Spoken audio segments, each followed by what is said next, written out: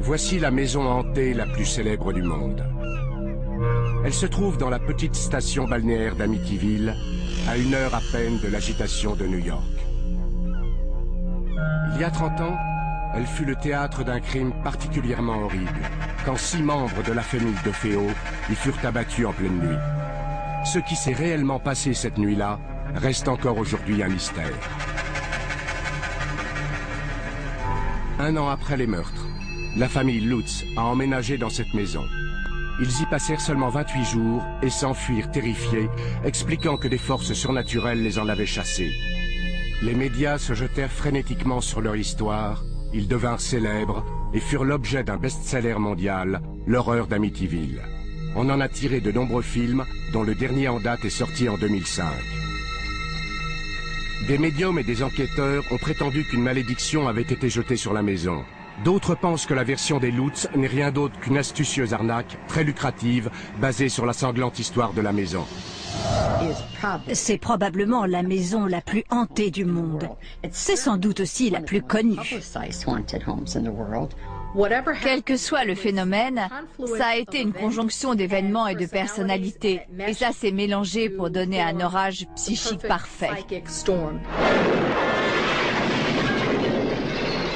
C'est juste un tissu de mensonges motivé par une raison plutôt simple. Commercialement, ils ont fabriqué une superbe arnaque. Leur version n'est pas une histoire vraie. Mais s'ils disaient que c'est vrai, comment pourriez-vous les traiter de menteurs? Trop de choses se sont passées pour tout nier et prétendre que tout était normal. Je crois que la véritable horreur d'Amityville, c'est moi. Parce que c'est moi qu'on a condamné pour les meurtres de ma famille. D'après eux, c'est moi qui ai fait le coup. C'est moi qui suis censé être possédé par le démon. Quelle est la vérité sur cette maison? Et est-il vrai qu'une malédiction s'acharne sur ceux qui y vivent?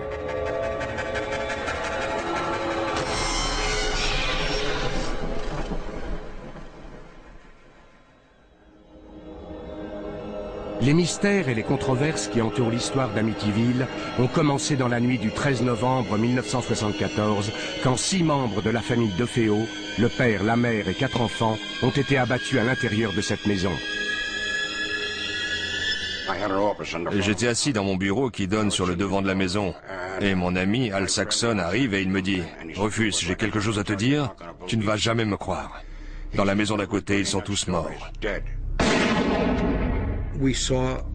On a vu plusieurs des corps qu'on sortait de la maison. Je regrette de le dire, mais le corps d'un des enfants est tombé de la bâche dans laquelle on le portait. Et j'ai vu l'un des enfants assassiné. C'était affreux. Mais c'était une affaire criminelle sans mystère. En tout cas, c'est ce que je me suis dit à l'époque. C'était une atmosphère vraiment étrange. C'était très calme, glacial. Un moment suspendu. Du genre qu'on n'oublie jamais. C'est une image qu'on garde dans sa tête pour toujours. On avait là une famille de banlieue soi-disant idyllique, d'origine italienne, des catholiques.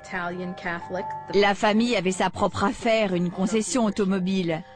Et bien sûr, à cause de leur nom italien, il y a eu les inévitables rumeurs sur leur lien avec le crime organisé. L'hypothèse d'un meurtre lié au banditisme a été rapidement écartée, et la police s'est tournée vers le seul survivant, Ronald DeFeo Jr., qui avait 23 ans. George Harrison, le chef de la police du comté de Suffolk, est arrivé et il m'a demandé s'il pouvait utiliser ma maison comme quartier général. Tout le monde était terrifié dans le quartier en se disant qu'il y avait un tueur qui rôdait dans la ville. Dès le début, Ronald DeFeo a été soupçonné. Mais au départ, il ne l'avait pas arrêté, il l'avait embarqué pour le protéger. Ils ont décidé d'utiliser la maison d'à côté, celle de Ireland, pour y installer leur poste de commandement. Ils nous ont tous emmenés là. Et aussitôt, ils l'ont emmené chez moi et ils ont commencé à l'interroger. Ça a duré un moment et puis son grand-père est arrivé. Un policier l'a entendu dire à son petit-fils « Arrête de traîner le nom de la famille dans la boue. Je ne veux plus rien entendre sur ta sœur. Contente-toi d'avouer les crimes. C'est terminé. » Je leur ai dit au début les choses qui étaient vraies. Mais vous savez, ils ont fait pression sur moi.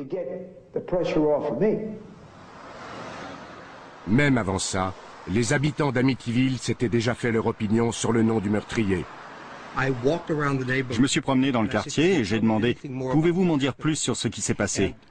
Et tous les gamins m'ont répondu pratiquement comme un seul homme « C'est Ronald qui a fait le coup. » Je roulais en voiture et le journaliste, je crois que c'était Joel Martin, a annoncé les meurtres à la radio. Et il n'a pas dit que Ronald était mort aussi. Alors j'ai dit à ma femme, c'est Ronald qui a fait le coup. Ronald était, disons, un adolescent à problème. Il avait la réputation de se droguer, d'être violent, de se battre avec son père. C'était une tâche. Tout ce qu'il faisait, c'était boire, parier et se battre.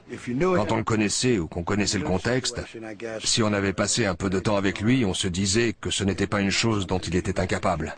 Et quand tous les autres sont morts et pas lui, vous savez... C'était tout un tas de problèmes, vous savez. C'est pas comme si je pouvais rester assis ici et vous mentir. Je pourrais dire que je savais que quelque chose de mauvais allait arriver à ma mère et à mon père. Très peu de temps après, Ronald DeFeo Jr. a été désigné officiellement comme suspect. Il était le meurtrier présumé, il était l'accusé. Après un bref interrogatoire serré, DeFeo a avoué les crimes et il a donné la première de ses nombreuses versions des événements. En gros, l'histoire c'est que Ronald DeFeo, qui avait 23 ans en 1974, s'est réveillé dans la nuit autour de 3h15. Et pour des raisons inconnues, il a tué tous les membres de sa famille pendant leur sommeil. Il a pris le fusil et il a tiré sur ses parents qui dormaient dans leur lit. Ensuite, il a tué ses deux jeunes frères. Après, il a été dans la chambre adjacente et il a tué sa sœur. Et enfin, il est monté dans la chambre deuxième où il a tué son autre sœur, Dawn. Après ce qui est arrivé, c'était comme un cauchemar. Je suis en train de regarder ma mère et mon père morts, mes sœurs, j'étais terrifié. J'ai couru hors de la maison, sauté dans ma voiture, foncé dans la rue, trouvé mes amis et je suis revenu à la maison. Les aveux de DeFeo n'expliquent pas les nombreux mystères qui entourent les meurtres. Des mystères qui ont nourri les rumeurs de complicité, de complot et même de forces surnaturelles. Ils ont tous été tués avec un Marlin calibre 35. On a fait une expérience pendant la préparation du procès. On a mesuré le niveau sonore du Marlin calibre 35. Ce fusil s'entend jusqu'à 5 pâtés de maison. Personne n'a rien entendu. J'ai retrouvé un voisin quand même qui a entendu entre 3h et 3h30 le chien de la famille qui aboyait ou gémissait. Il y a eu au moins 9 coups de feu, 9 coups tirés avec un Marlin. Et rien n'indique qu'aucune des 6 victimes ait fait la moindre tentative pour s'enfuir.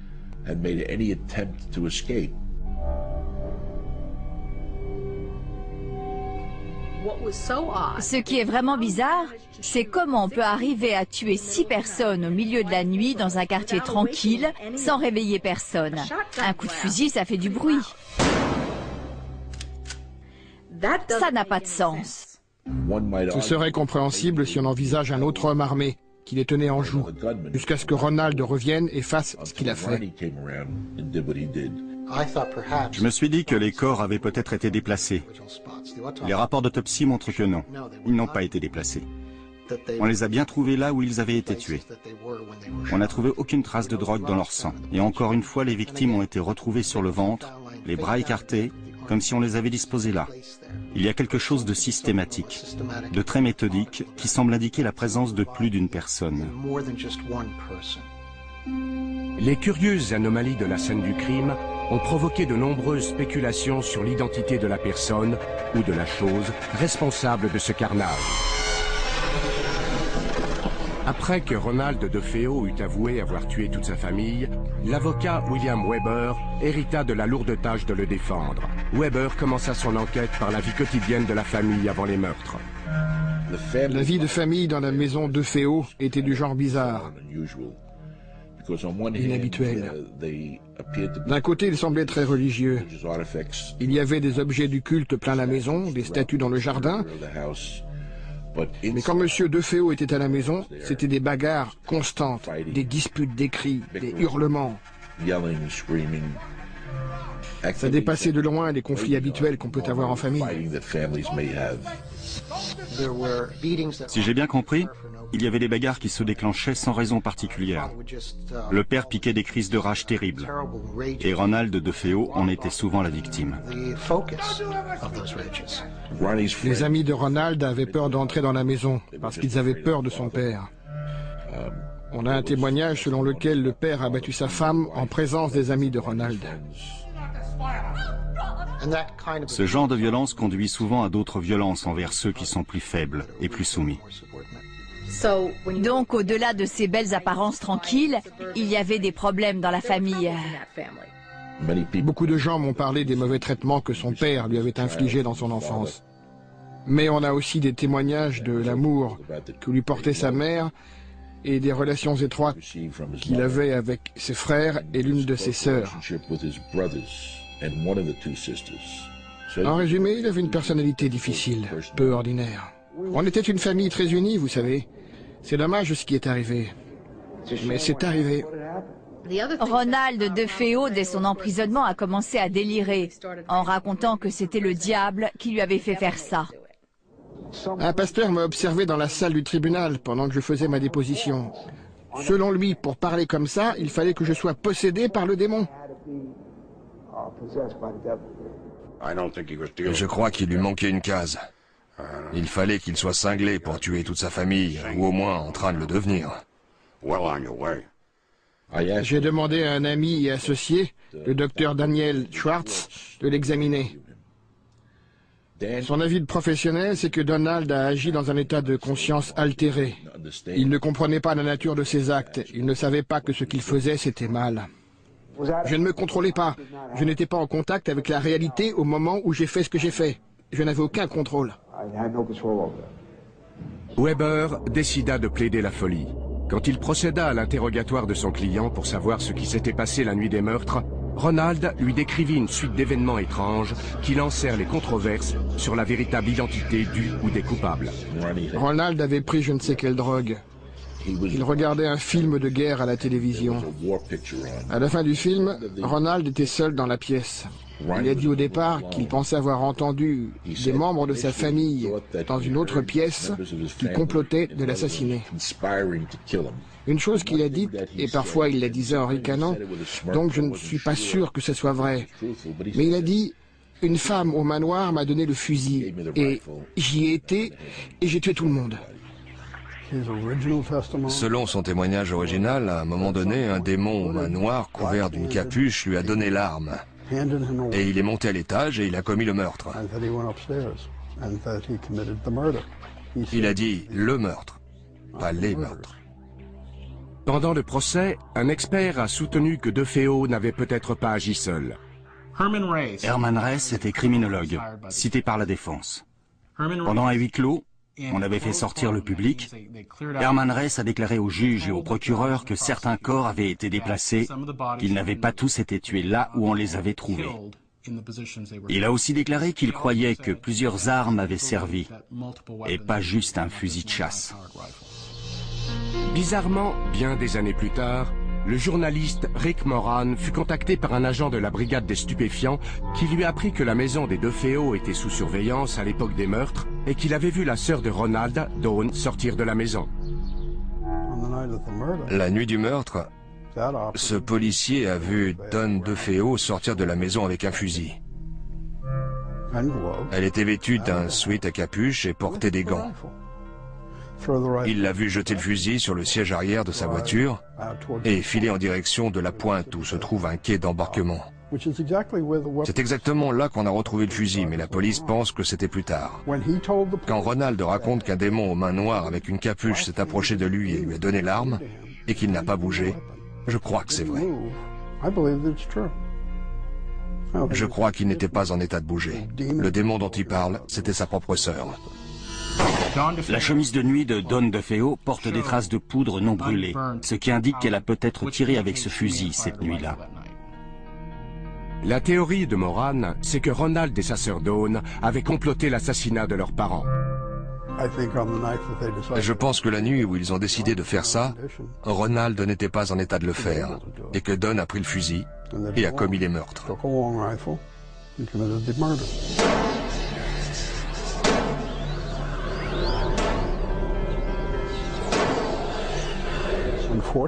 Malheureusement, dans la frénésie de l'action, elle a apparemment décidé qu'elle allait tuer tout le monde.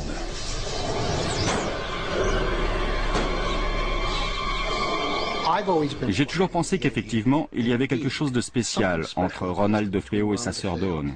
Certains disent que c'était incestueux, je ne sais pas, mais il y avait une relation spéciale, un lien particulier. Peut-être le lien du secret. C'est elle qui a été tuée le plus violemment, sa tête a complètement explosé. La théorie, c'est que Don DeFeo a tué toute sa famille et que Ronald, de désespoir, a tué Don.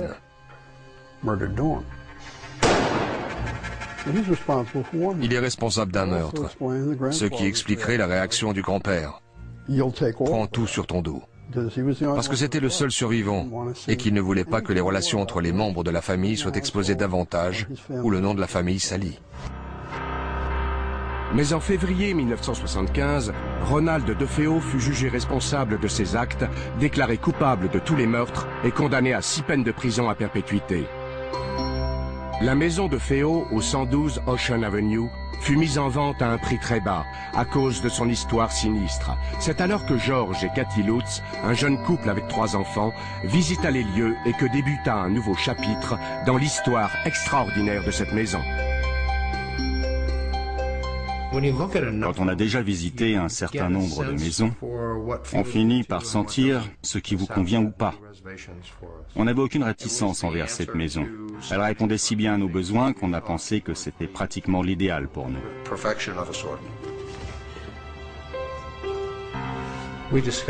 Nous avons discuté ensemble, en famille, des événements qui s'étaient déroulés dans la maison et la conclusion, c'est qu'aucun d'entre nous ne se sentait mal à l'aise à cause de ce passé. Mais nous n'avions pas envisagé la possibilité que quelque chose de résiduel soit encore là. D'après la famille Lutz, des choses troublantes leur sont arrivées dès le début. Harry a essayé de se pendre. Notre chien, un labrador noir, a sauté par-dessus la clôture et sa chaîne était trop courte. Et il s'est retrouvé pendu de l'autre côté. Il s'étouffait. Ça s'est passé 1 heure après notre emménagement. George Lutz raconte ensuite qu'un de ses amis, qui connaissait bien l'histoire de la maison, lui a recommandé de la faire bénir. Le pasteur est venu et l'a béni pièce après pièce. Il est revenu et il nous a dit, à Cathy et moi, de ne pas faire une chambre dans une pièce à l'étage que nous voulions utiliser comme pièce à couture. Il a dit qu'il y sentait quelque chose. Il a reçu une gifle. Il a entendu des voix qui lui disaient de partir. Tout ça, c'était le premier jour, les premières heures. Lutz affirme que dès les premiers jours, il s'est réveillé régulièrement à 3h15. Il se sentait agité, mal à l'aise. Il entendait des bruits bizarres. Coïncidence, c'est l'heure à laquelle on estime que les meurtres ont été commis.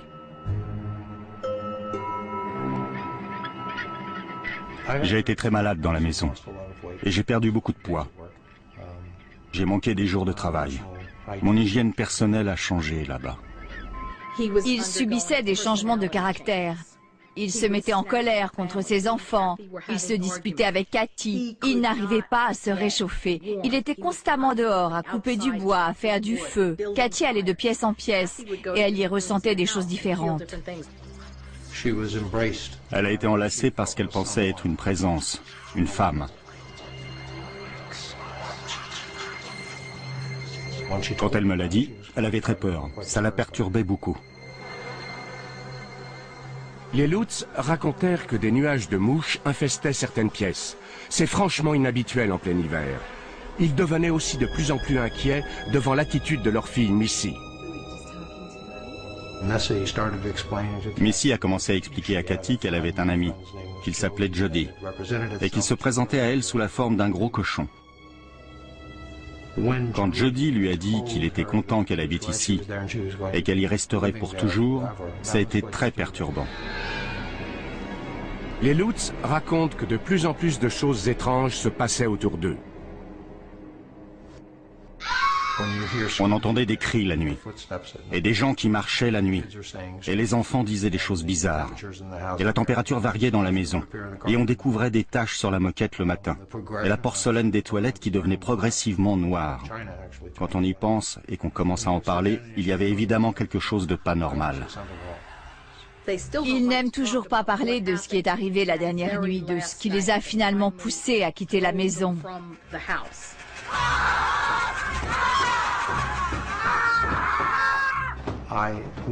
Je ne serai jamais capable d'oublier ce qui s'est passé cette nuit-là. Et les garçons, l'air qu'ils avaient, et ce qu'ils ont dit quand ils sont descendus ce matin-là.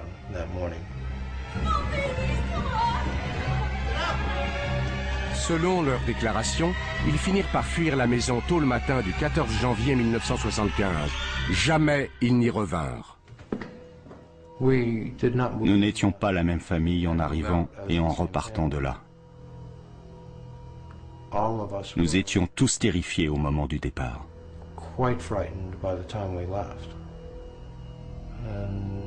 Alors qu'on ne connaissait pas la peur en emménageant.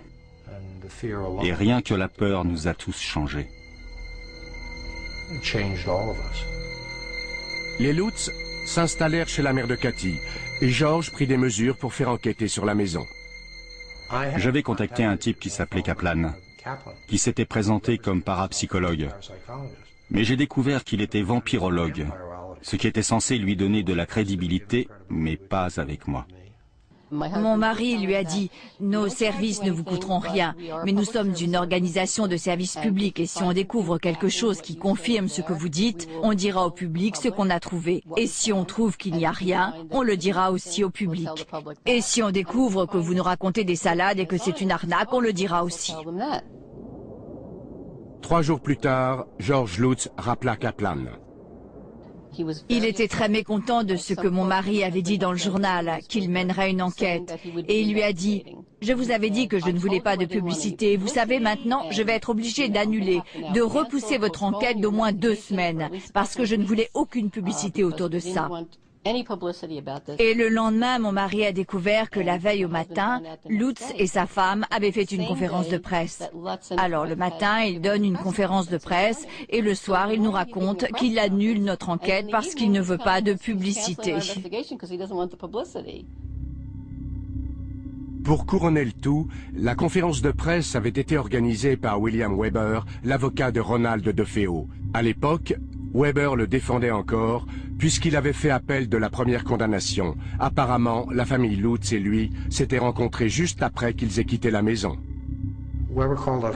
William Weber avait organisé cette conférence de presse pour Newsday et il nous avait dit que Newsday réclamait notre présence. Ça a mis la puce à l'oreille de mon mari. Pourquoi est-ce que William Weber, avocat du tueur en série Ronald DeFeo, représente maintenant ce monsieur Lutz qui a emménagé dans la maison juste après? Et c'est quoi le rapport?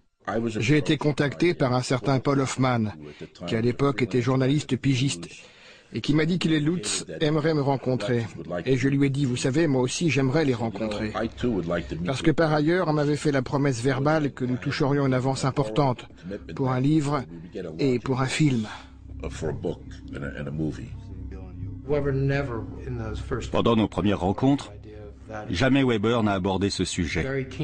Il voulait surtout aider son client à obtenir une aide psychologique. En tout cas, c'est ce qu'on nous a amené à croire. Il pensait que ce qui nous était arrivé était un indice de ce qui pouvait très bien l'avoir affecté lui aussi.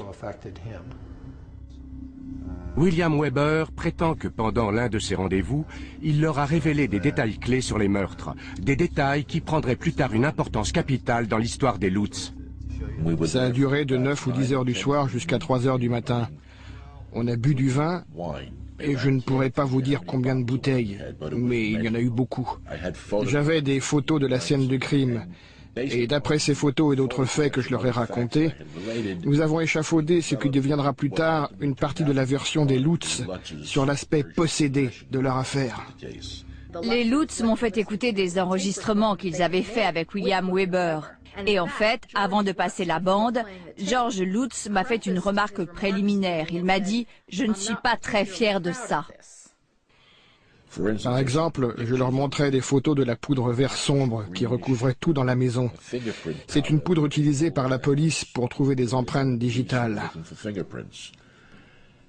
Et il faisait « Waouh, regardez, c'est la bave visqueuse qui soigne des portes. » J'avais des photos de la chambre de Down, au 2e étage. Elle était pleine de mouches mortes. Eh bien, ils ont pris la chambre de Dawn et ils ont mis qu'il y avait tout le temps des nuages de mouches. Ils ont annexé les faits que je leur racontais sur l'affaire et ils les ont intégrés dans leur livre. Je pense que quand ils ont dessoudé le matin suivant, ils ont dû se dire que peut-être tout ça n'était pas bien. Mais sur la bande, William Weber avait déjà... Enfin, il paraît qu'il a dit « Eh, on peut faire des films, des livres, il y aura des droits. » Il parlait déjà pourcentage et contrat. Il avait un projet avancé d'un contrat avec DeFeo pour un livre et un film. Et il nous a envoyé un contrat qui prévoyait de payer DeFeo quelque chose comme 5% de ce qu'on gagnerait. Et donc William Weber était en train d'essayer de rémunérer DeFeo pour ses meurtres. À ce moment-là, on a cessé tout contact avec Weber. Ils ont complètement disparu dans Long Island après ça. L'intérêt pour Amityville a grandi avec l'implication des Lutz. Channel 5, la chaîne de télé de New York, voulait absolument le scoop. J'ai contacté George Lutz et je lui ai dit « Votre famille a besoin d'aide ». On voyait bien qu'ils étaient terrifiés. Laura Didio a appelé un couple de parapsychologues célèbres dans le Connecticut, Ed et Lorraine Warren. Le genre de travail que nous faisons, c'est d'enquêter sur le paranormal, le supernaturel et le préternaturel. Les phénomènes hantés causés par les esprits humains ou par les activités des esprits frappeurs ou par les fantômes démoniaques non humains. Nous avons travaillé sur de nombreux cas de possession et d'exorcisme et la Warner Brothers a les droits sur notre vie. George Lutz nous a accueillis à la limite de la propriété. Il ne voulait même pas mettre le pied sur le terrain. Il y avait un sentiment horrible de mauvais présage à travers toute la maison. On sentait que la maison était infestée par quelque chose d'autre que par des esprits humains. C'était certain. C'était plus qu'évident. Une chaîne de télé locale rassembla une équipe de médiums et s'apprêta à filmer leur enquête.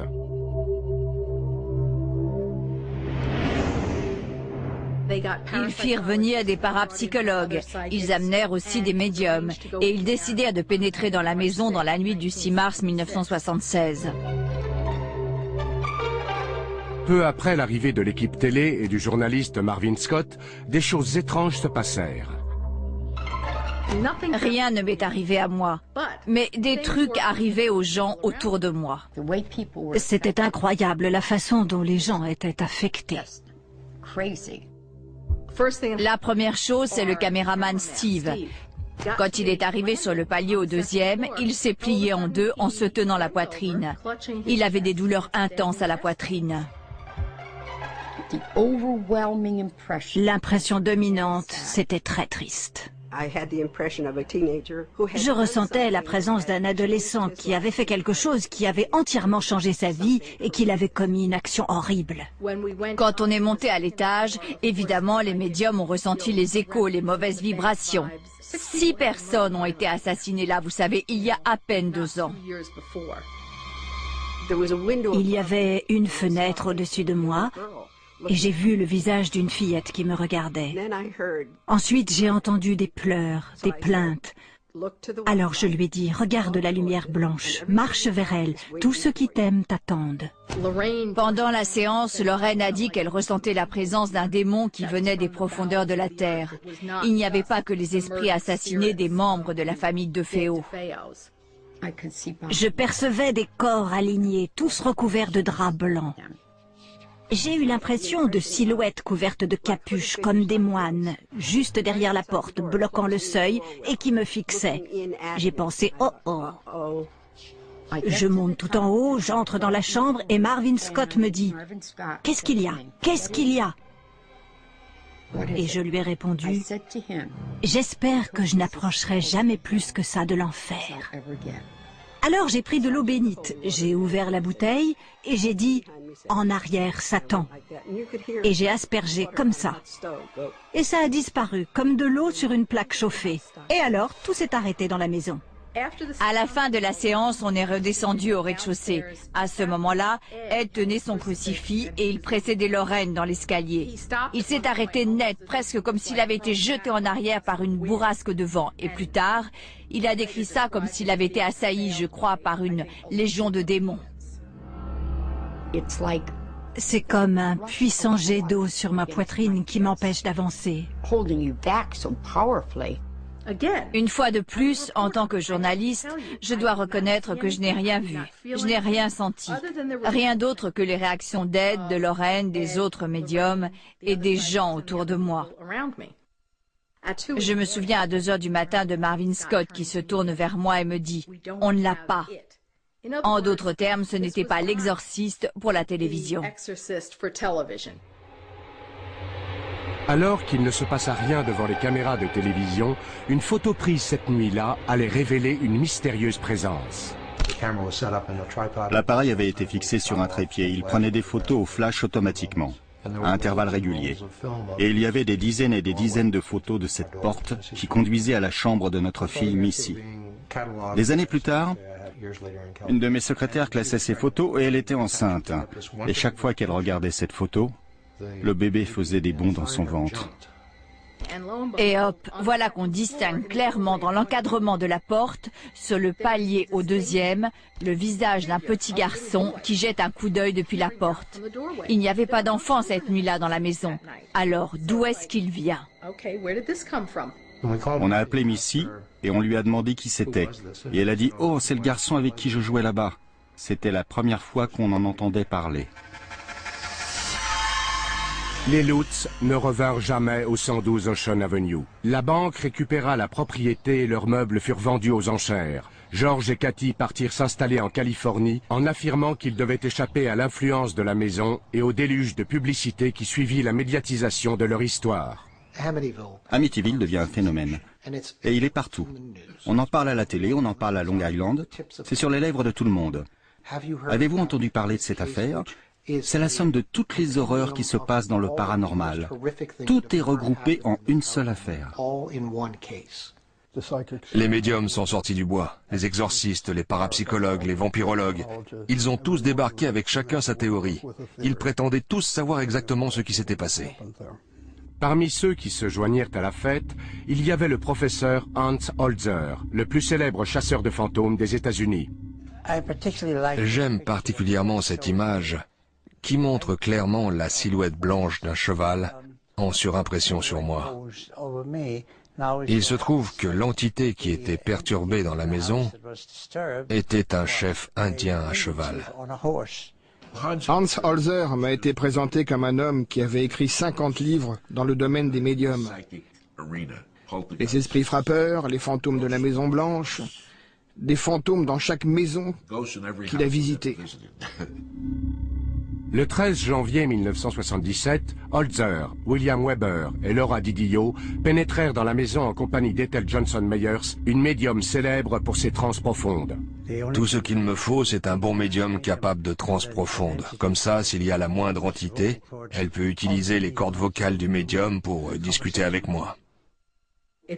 C'était vraiment étrange et très choquant de voir la transformation physique que subit cette femme. Dès qu'elle est sortie de la voiture, avant même d'entrer dans la maison, elle a dit « Il y a un Indien là-dedans ». D'un seul coup, une pomme d'Adam lui a poussé. Après un moment, cette femme a commencé à parler dans un drôle de charabia. Sa voix s'est abaissée de plusieurs octaves. Et elle parlait avec un chef indien qui était enterré sur ce terrain. Why are they angry? Because it's been a sacred place, and this is over the very, very special chief. Oh, I can't move my face. On a découvert que c'était un cimetière indien et que le quartier avait été construit dessus, à la grande fureur de l'Indien qui était enterré là. And what does he make them do? Violence of death. I don't know, my skull's cracked and my neck's stretched. What will the male do under those circumstances? Anything the Indian desires him to do. Bien que l'on ait raconté que c'était la maison la plus hantée d'Amérique, ce n'est pas vraiment une maison hantée. Il n'y avait pas de fantômes là, il n'y avait pas d'esprit, sauf celui du chef indien. Et tout ce qu'il voulait, de son point de vue, c'était « partez de mon terrain ». Alors que les théories se multipliaient sur la maison, Amityville allait devenir un phénomène de l'édition. Soudain, il y a un livre. Et quelle qu'en soit la raison, le livre a eu un succès immédiat. C'est devenu aussitôt un best-seller. Le premier tirage était de 25 000 exemplaires. Et il n'avait jamais lancé un aussi gros tirage, même de loin, pour une première édition. À peine arrivé chez les libraires, ce livre a été épuisé. C'était phénoménal. Il était clair que cette histoire de maison hantée avait le pouvoir de captiver des millions de lecteurs. L'idée que c'est réellement arrivé à des gens rend ces gens plus proches. Parce que si ce n'est pas une œuvre d'imagination, alors c'est vrai. Et ça pourrait aussi leur arriver. Une maison, c'est censé être un endroit où on est en sécurité. Et l'horreur d'Amityville détruit cette tranquillité. C'est arrivé juste après le livre de William Peter Blatty, L'Exorciste. Et le film L'Exorciste est sorti autour de 1973-74. On dirait qu'il y a un désir, une insatisfaction, peut-être une question spirituelle qui domine tout ça, le bien contre le mal. Même les gens qui disaient être agnostiques ou athées après avoir vu le film, ils dormaient avec la lumière allumée, ils s'agrippaient à des crucifix et ils retournaient à l'église. C'était le climat dans lequel Amityville pouvait s'épanouir. La maison elle-même était devenue un personnage, grâce en particulier à ses 2 fenêtres à l'étage. Tout le monde disait « Qu'est-ce que vous pensez de ces 2 yeux? 2 yeux qui vous observent. » J'ai beaucoup entendu ça. C'est devenu les yeux de la maison. Et si vous les regardez, vous vous dites « cette maison est en train de me regarder ». Et ça lui a donné cette personnalité maléfique. Quelque chose observe, quelque chose est caché, quelque chose observe. L'histoire des Lutz prit un nouveau tournant quand elle subit le traitement hollywoodien. À Amityville, l'effet fut immédiat et redoutable. Quand tous ces livres ont été publiés et que le film est sorti, c'est devenu l'enfer. Ça a été l'affolement chez les médias. Tous ces gens se sont abattus sur Amityville.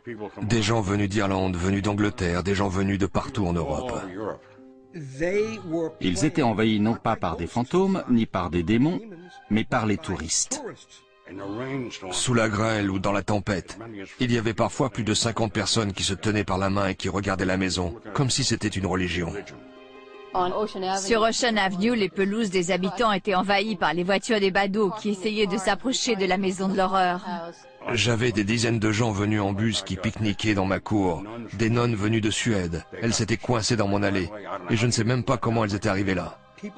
Les gens couraient et essayaient d'emporter des morceaux de la maison, des bouts de pelouse, des plaquages de bois. Une femme a frappé un flic sur la tête avec un livre si fort qu'elle l'a à moitié assommé. N'importe quoi pour jeter un coup d'œil par les fenêtres. C'était très ennuyeux. Ça a duré et duré et duré. Mais si les milliers de visiteurs semblaient convaincus par l'histoire d'Amityville, un nombre croissant de lecteurs soupçonnait une arnaque. Johansson écrit ce gros bouquin. L'horreur d'Amityville, une histoire vraie. Et je trouvais que ça ne sentait pas bon. Dans les articles publiés au départ, ils ont dit qu'ils n'avaient vu aucune forme humaine et seulement qu'ils avaient entendu des bruits bizarres, des chocs, des coups sur les tuyaux, des trucs comme ça. Ils ont fait l'expérience de ce qui apparaît comme des phénomènes paranormaux assez banals. Pas de lévitation, pas de fenêtres brisées, pas de portes sorties de leur gonds par des forces invisibles. Et à la sortie du livre, ils en étaient arrivés à la bave visqueuse verte, aux fanfares et à Jody le cochon démoniaque. On a dénombré 106 erreurs évidentes, des erreurs matérielles dans le livre. Et ça, c'est avant même d'arriver au cochon volant. Missy, l'un des enfants Lutz, avait fait un dessin de Jody le cochon démoniaque, dont elle disait qu'il lui apparaissait à la fenêtre du 2e étage avec ses yeux rouges qui la fixaient. Alors j'ai été questionner les voisins et l'un d'eux a dit « Oh, à quoi il ressemble ?» Et on lui a montré le dessin dans le livre et ils ont dit « Oh, ça, c'est le chat que Ronald DeFeo appelait le cochon tellement il était gros. » En fait, le cochon, c'était le chat de ma femme. C'était un persan, j'en suis sûr. Ce chat sautait sur l'appui de la fenêtre et s'installait là, et regardait avec ses yeux rouges phosphorescents. Mais alors, les fameuses mouches? Mais enfin, il y a eu les meurtres, les victimes sont restées là 48 heures, la maison a été mise sous scellé et le chauffage marchait. Pas besoin d'être un génie pour comprendre comment il finit par y avoir des mouches. Pour les besoins de leur enquête, Jordan et Moran ont interviewé Jim et Barbara Cromarty, qui ont acheté la maison après le départ des Lutz. On leur a demandé s'ils avaient fait des grosses réparations en arrivant dans la maison. Parce que quand on lit le livre, on a l'impression que cette tornade paranormale qui se déchaîne dans la maison la laisse en ruine. Ils nous ont répondu que non. Tout était parfaitement en état quand ils l'ont visité avant de l'acheter.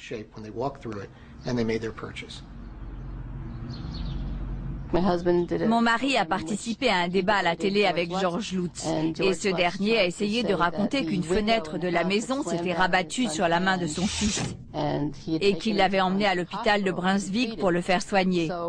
Alors mon mari a dit parfait, on va faire citer les rapports de l'hôpital de Brunswick et là vous pourrez le prouver. Et là il a dit, je ne l'ai pas vraiment emmené à l'hôpital, on lui a fait un pansement à la maison. Son histoire changeait quand on essayait de le coincer. Je me souviens qu'il y avait une fenêtre dans une pièce au 2e étage, et il prétendait que si on était au milieu de la pièce, la fenêtre s'ouvrait et se refermait brutalement toute seule. Donc on a été dans cette pièce, Rick et moi. Et Rick a remarqué que le plancher avait l'air inégal, et il a commencé à appuyer du pied sur le plancher. Et soudain, la fenêtre s'est ouverte. J'ai cru que j'allais bondir hors de mes chaussures, j'ai hurlé.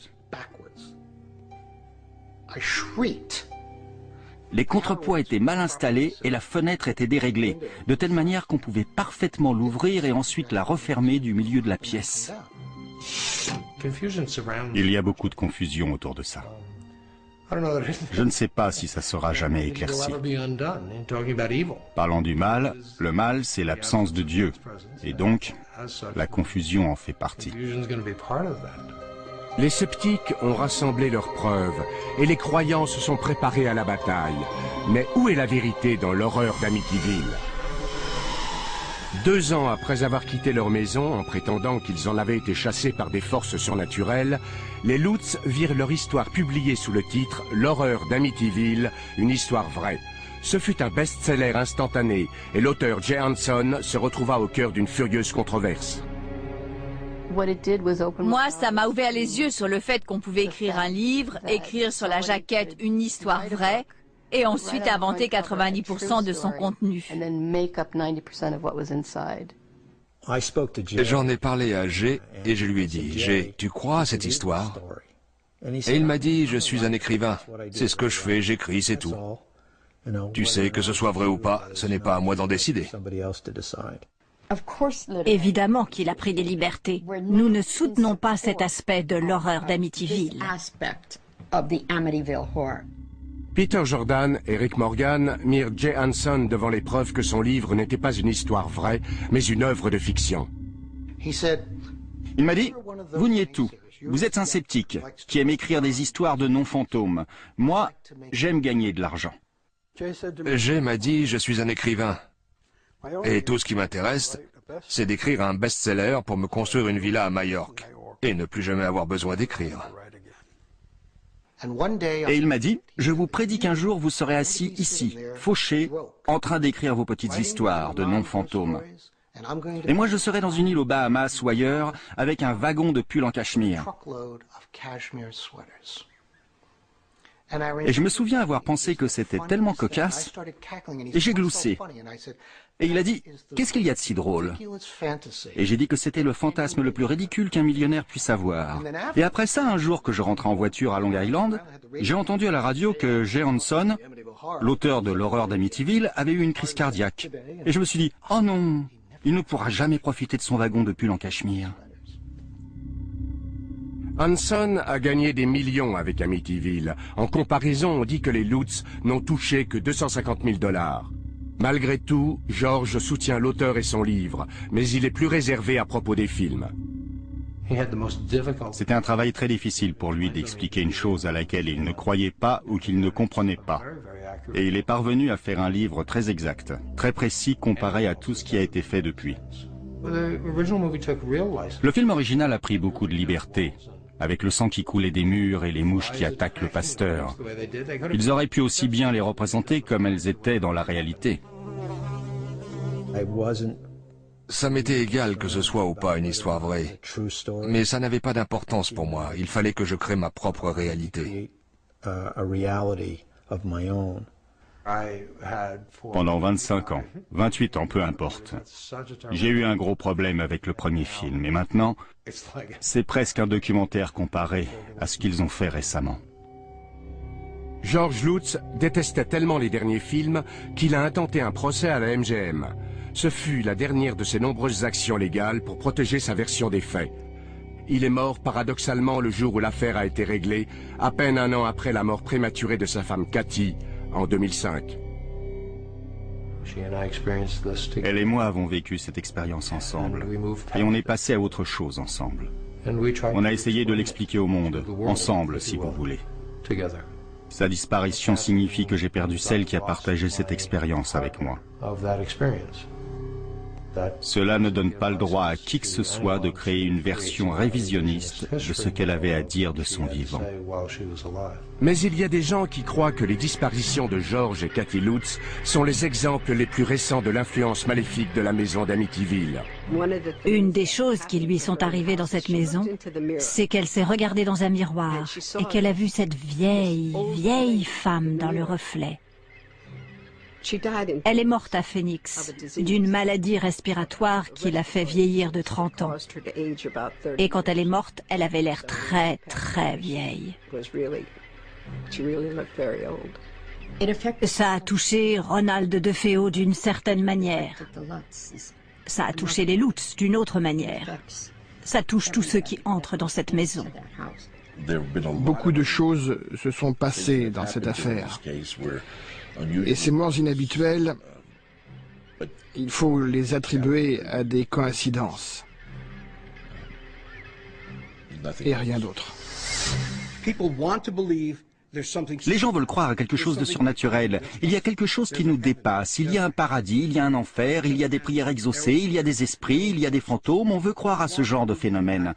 On en éprouve le besoin. Et sur ce besoin se greffe le facteur crédulité. Franchement, quand quelqu'un dit « Oh, c'est une histoire vraie », c'est l'événement le plus documenté de ce genre. En termes du nombre de gens impliqués, de témoins directs, de ceux qui ont maintenu leur témoignage sans rien y changer pendant toutes ces années. Si je crois qu'ils sont restés dans cette maison pendant 28 jours? Non. Catégoriquement, sans aucun doute, non. Je pense qu'ils avaient planifié toute l'affaire et qu'ils avaient l'intention d'en tirer un livre et gagner beaucoup d'argent. Et vous savez quoi? C'est ce qu'ils ont fait. Quand une histoire est trop belle pour être vraie, et c'en est un exemple parfait, probablement l'exemple le plus monumental de succès que j'ai jamais rencontré et que je ne rencontrerai jamais de toute ma vie. Je ne crois pas que je verrai un autre Amityville. En tout cas, je ne l'espère pas. Ils n'étaient pas là. Ils n'ont pas vécu cette expérience. Et pourtant, ils voudraient vous l'expliquer à vous. Et ça ne rend service à personne.